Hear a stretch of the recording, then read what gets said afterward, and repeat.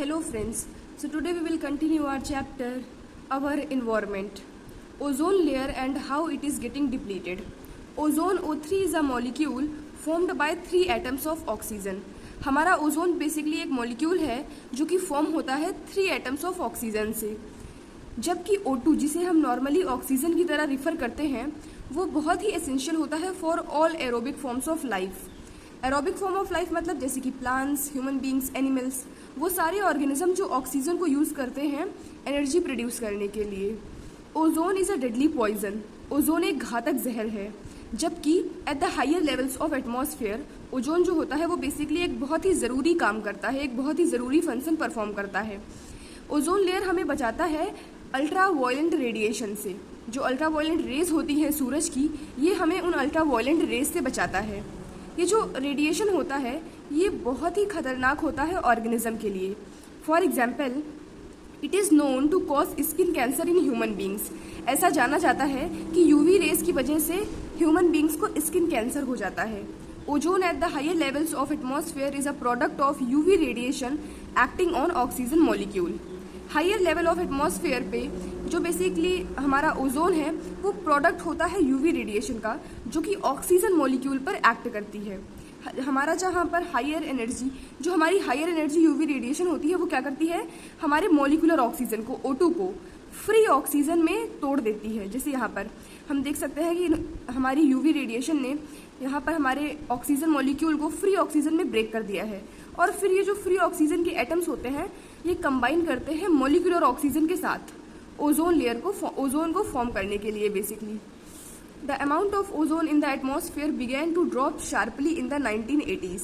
हमारा जो amount of ozone है एटमॉस्फेयर में वो धीरे धीरे कम होने लगा था 1980s में. This decrease has been linked to synthetic chemicals like chlorofluorocarbons. ये जो डिक्रीज है, ये जो ओजोन का कम होना है, ये बेसिकली जुड़ा हुआ है सिंथेटिक केमिकल्स से, जैसे कि CFC जिसे हम क्लोरोफ्लोरोकार्बन्स भी कहते हैं. ये केमिकल्स बेसिकली रेफ्रिजरेटर्स में यूज़ होते हैं, फायर एक्सटिंग्विशर्स में यूज़ होते हैं. साथ में आप गूगल पर सर्च करेंगे और आप बताएंगे कि CFC और कौन कौन से मशीन्स में यूज़ होती है. In 1987, the United Nations Environment Program succeeded in forging an agreement to freeze CFC production at 1986 levels. 1987 में हमारा जो UNEP है उसने UNEP है वो बेसिकली सफल हुआ था एक एग्रीमेंट को लाने में, जिसमें उन्होंने फ्रीज किया था CFC के प्रोडक्शन को एट 1986 लेवल्स पर. Managing the garbage we produce. Visit any town और सिटी. आप किसी भी टाउन और सिटी में जाइए, इतना तो निश्चित है कि आपको गार्बेज के ढेर मिलेंगे उस जगह पर.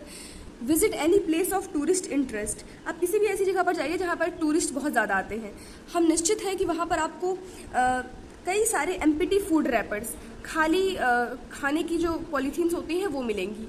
इन the earlier classes we have talked about this problem of dealing with the garbage that we generate. Earlier classes में हमने बात करी थी इस प्रॉब्लम से कैसे डील करें, इस गार्बेज से कैसे डील करें जो हम हर रोज़ जनरेट करते जा रहे हैं. Let us now look at the problem a bit more deeply. तो यहाँ पर हमें कुछ एक्टिविटीज़ परफॉर्म करने के लिए कहा गया है. हमें कहा गया है कि आप कैलकुलेट करिए कि कितना वेस्ट जनरेट होता है हमारे घरों में, और उसमें से कितना वेस्ट है जो बायोडिग्रेडेबल होता है. बायोडिग्रेडेबल मतलब जिसको डिकम्पोजर्स द्वारा डिकम्पोज किया जा सकता है. कैलकुलेट करिए कि कितना वेस्ट आपकी क्लासरूम में जनरेट होता है और उसमें से कितना वेस्ट ऐसा है जो डिग्रेडेबल है.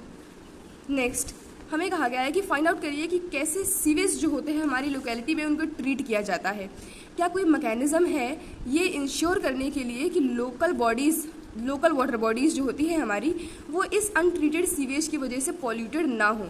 तो आप अपने आसपास देखेंगे और आप बताएंगे कि क्या ऐसा कुछ भी आपके यहाँ होता है.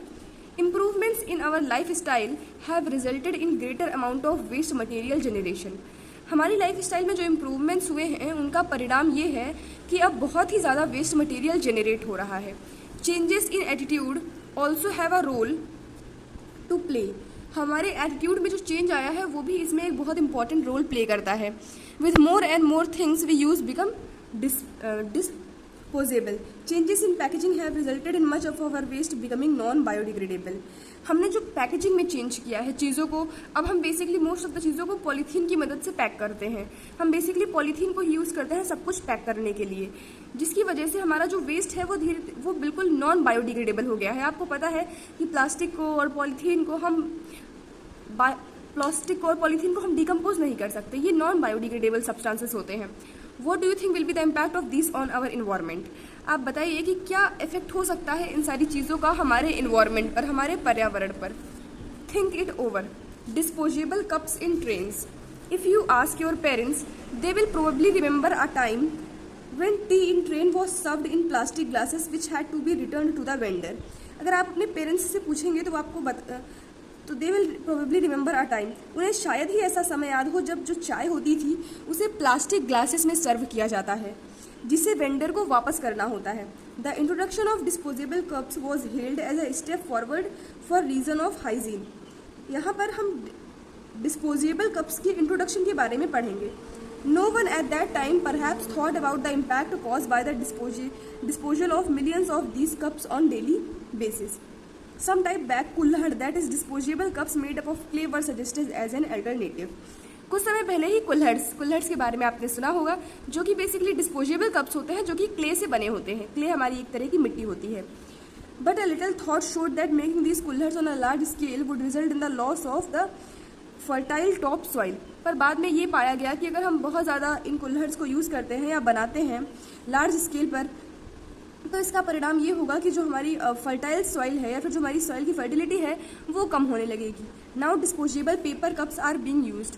अब डिस्पोजेबल पेपर कप्स यूज़ किए जाते हैं। What do you think are the advantages of disposable paper cups over disposable plastic cups? आपको क्या लगता है कि क्या एडवांटेजेस होते हैं डिस्पोजेबल पेपर कप्स के? आप इस बारे में गूगल पर सर्च करेंगे।